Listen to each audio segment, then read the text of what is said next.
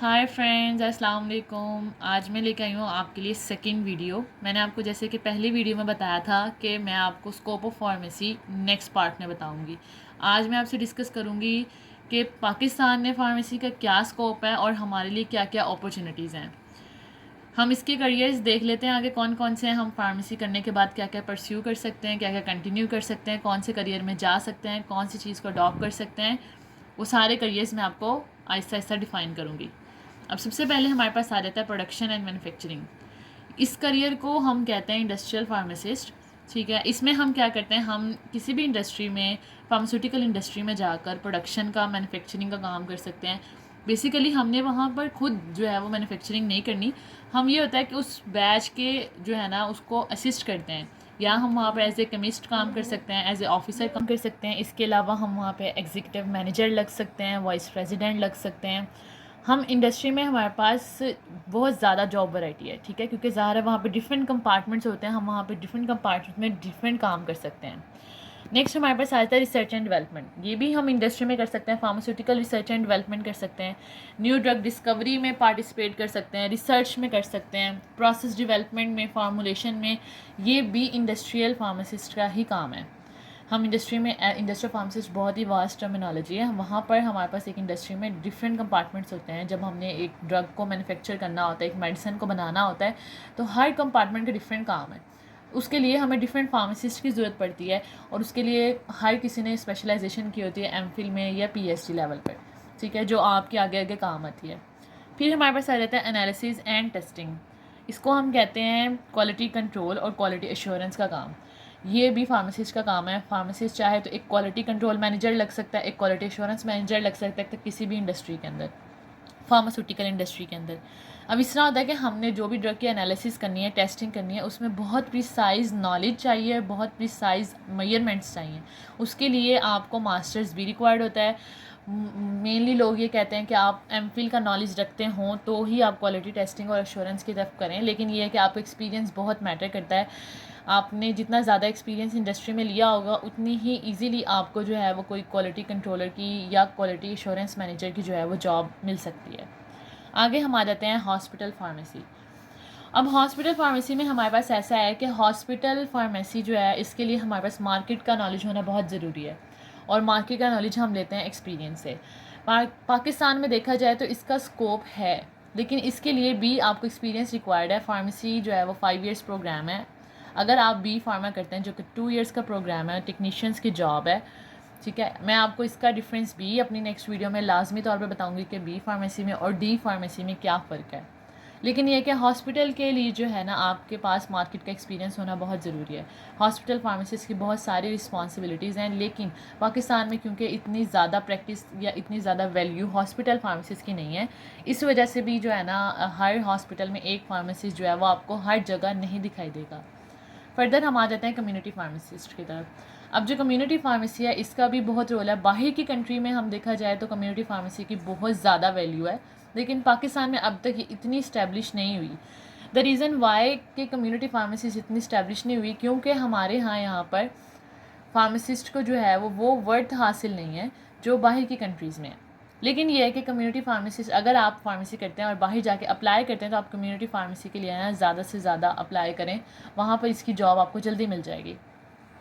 Academics. अब पाकिस्तान में क्योंकि हमारे पास एकेडमिक्स का जो है वो रुझान बहुत ज़्यादा है, इसलिए हम एकेडमिक्स के ऊपर जो है ना वो ज़्यादा प्रेफरेंस देते हैं। आप प्रोफेसर लग सकते हैं किसी भी यूनिवर्सिटी के अंदर, लेक्चरार लग सकते हैं। इसके लिए आप HEC की रिक्वायरमेंट्स अगर देखें तो वो बहुत ज़्यादा है। अब HEC की रिक्वायरमेंट्स में, अब ज़ाहिर है कोई भी अगर आप यूनिवर्सिटी में अप्लाई कर रहे हैं तो वहाँ पर आपके लिए 2 ईयर्स का जो है एमफिल प्रोग्राम जो है वो मस्ट है, नेसेसरी। उसके बाद आपको किसी जो है वो यूनिवर्सिटी में जो है ना अच्छी जगह पर जॉब मिलती है। लेकिन एकेडमिक्स में भी आप कंटिन्यू कर सकते हैं, क्योंकि फार्मेसी के अंदर हम मेजर सब्जेक्ट्स पढ़ते हैं, केमिस्ट्री, बायो, ये सब चीज़ें जो हैं आप अपनी एकेडमिक्स में परस्यू कर सकते हैं। इसका बहुत ज़्यादा स्कोप है।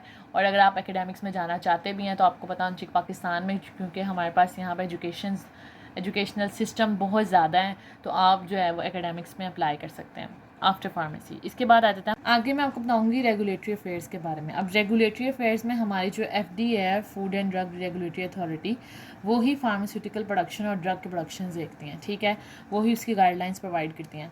उसमें हमारे पास काफ़ी सारी जॉब्स आ जाती हैं। उसके लिए हमारे लिए ज़रूरी है कि हम जो है वो ड्रैब का टेस्ट दें।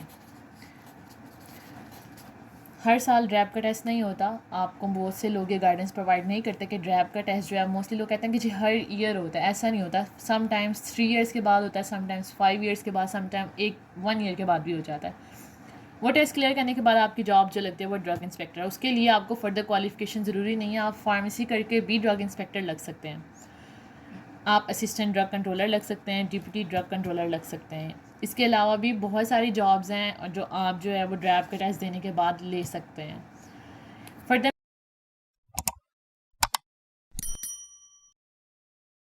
जो है हमारे पास आ जाता है सेल्फ एम्प्लॉयमेंट।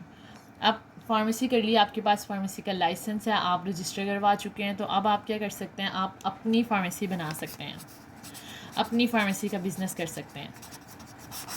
उसके लिए आपने जो भी रेगुलेशंस हैं वो आपने देखने हैं कि आपने जो है वो किस नेम से उसको रजिस्टर करवाना है। इसके लिए एक टोटल प्रोसीजर है। अगर आप मुझसे कहेंगे कि आपको जो है मैं वो किस तरीके से आप रजिस्ट्रेशन करवा सकते हैं, कौन कौन से डॉक्यूमेंट्स हैं, कैसे अप्लाई करना है, अगर आप इसके बारे में गाइडेंस लेना चाहते हैं, आप मुझे कमेंट्स में बता दें तो मैं आपको लाजमी तौर पर गाइड कर दूँगी।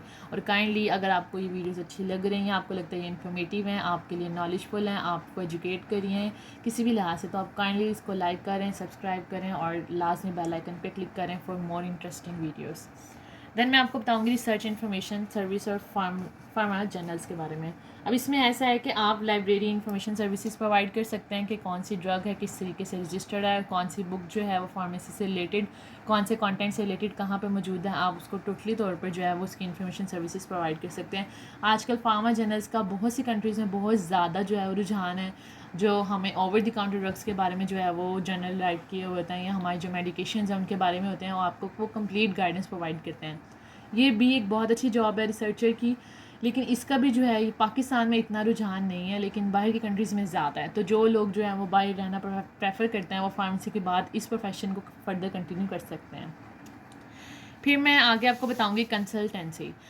कंसल्टेंट्स, आप किसी को भी कंसल्टेंसी प्रोवाइड कर सकते हैं, even if you are like aged, आपने काफ़ी एक्सपीरियंस गेन कर लिया है, हर चीज़ आपने की है, आपने फार्मेसी के बाद जो है एमफिल किया है, आपके पास एक्सपीरियंस है, नॉलेज है, हर चीज़, आप कंसल्टेंसी प्रोवाइड कर सकते हैं। Even if you don't work, आप काम नहीं भी करें तो आप जो है वो लोगों को अपना नॉलेज शेयर कर सकते हैं, उनको मेडिकेशंस के बारे में गाइड कर सकते हैं, कौन सी मेडिकेशन कैसे लेनी है वो प्रोवाइड कर सकते हैं। काउंसलिंग और कंसल्टेंसी बहुत अच्छी जॉब है। काउंसलिंग की जॉब यहाँ पर बहुत से लोगों को बिल्कुल नहीं पता होता कि आपने मेडिकेशंस कैसे लेनी है, वो चाहे डायबिटिक पेशेंट है या हमारे पास हार्ट के पेशेंट हैं, वो जिस मेडिकेशन लेते हैं उनको डॉक्टर ने प्रिस्क्राइब किया होता है कि आपने सुबह दोपहर शाम लेनी, तो उस तरह से लेते रहते हैं।